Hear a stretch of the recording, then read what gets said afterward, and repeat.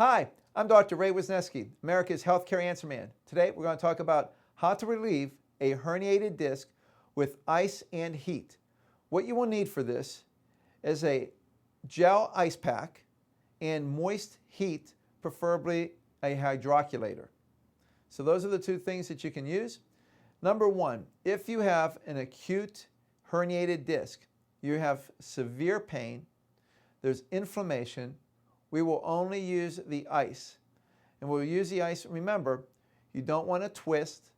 We want to be in a proper position, either lying down on your back or on your side with the shoulders and the hips directly perpendicular to the floor, to horizontal, to whatever you're lying on. So if you're on a nice firm bed, you're lying on your back, your knees are pulled towards your chest, we're going to put the ice directly behind our back. Just about what you're going to do is from across the ilium crest, where you can feel your hips, you're going to go about an inch below that in most cases, the center of the ice pack, and then right in the middle. We're going to use 20 minutes on, then 20 minutes off. What that's going to do is that will decrease inflammation, cause a constriction of the blood vessels. Now, I can tell you this, that ice is always uncomfortable compared to using heat. Heat is always soothing, it's relaxing. The problem with the heat is that as we use the heat, that's going to cause vasodilation. In other words, it's going to open up the blood vessels. When we open up the blood vessels, we're sending more fluid to this area. We're causing more inflammation. It may feel good, but if you want your problem to last forever, just use heat on it all the time, because it will never heal properly. It will just keep becoming inflamed. So we really don't want to use that. In fact, the thing is this. When you're using heat, we're bringing the blood into the area.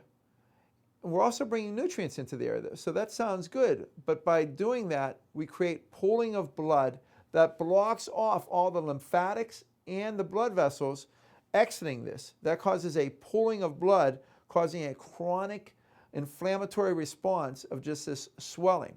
So if you use heat, we have to put the heat on. It'll be 10 minutes of heat, followed by 5 minutes of ice, then 10 minutes of heat, followed by 5 minutes of ice.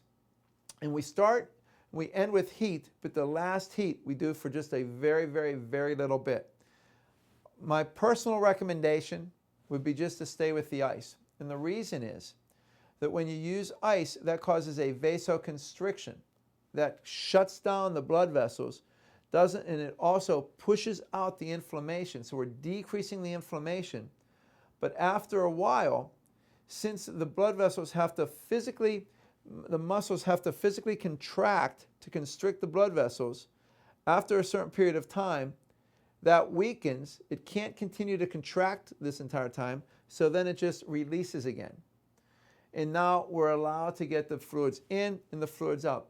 That's always called the physiological pump. When we do it with heat and cold, that's a physiological pump. When we do it with just using the ice, the blood vessels undergo what's called the Hunting reaction.